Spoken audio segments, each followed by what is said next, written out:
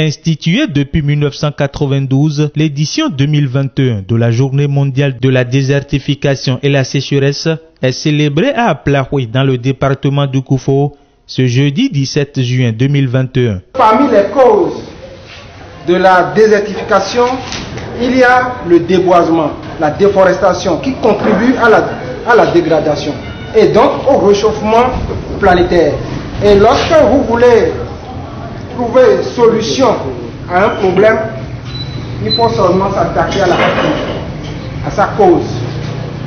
Il faut inverser les tendances. Nous pouvons assurer notre bien-être social, assurer notre sécurité sociale, assurer notre retraite à travers le reboisement.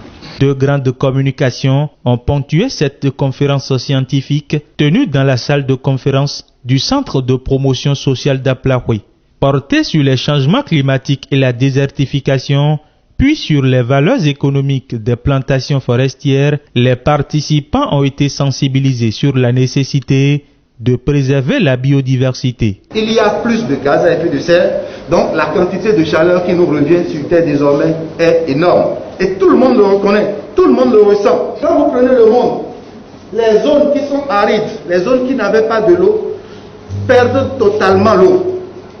Le nombre de jours de pluie diminue. C'est un problème pour l'agriculture.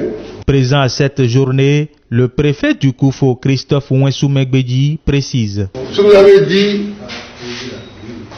doit être mis en pratique. C'est que le Koufo, grâce aux efforts de tous les acteurs, est en train de se battre pour occuper le premier rang sur le plan de reboisement. L'année passée, on était le deuxième, on vient le premier maintenant. Et grâce à l'intervention de tous ces partenaires-là, nos amis qui transforment le bois, ils savent très bien que si on fait le bois, ils ont des problèmes. C'est pour cela qu'eux aussi ils sont dans le reboisement. Et ils travaillent dans ce secteur-là.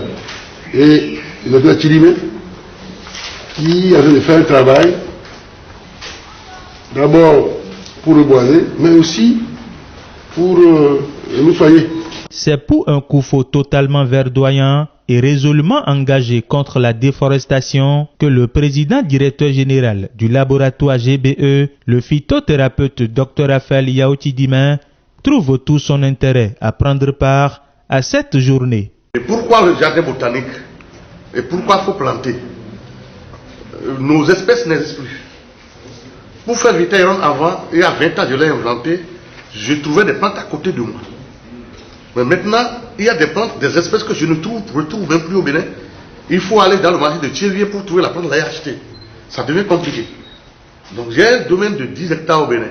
Pour moi, ce fameux produit autorisé au Bénin et qui sera vendu dans le monde entier, il ne faut pas que la demande commence par arriver et que l'offre soit punie par le fait que nous détruisons nos plantes.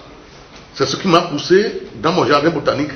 Toutes les plantes, les 8 plantes qui interviennent dans la production de Vitaïron, nous avons fait ça. La célébration de la Journée mondiale de la désertification et de la sécheresse coïncide avec la Journée nationale de la phytothérapie et de la médecine traditionnelle africaine.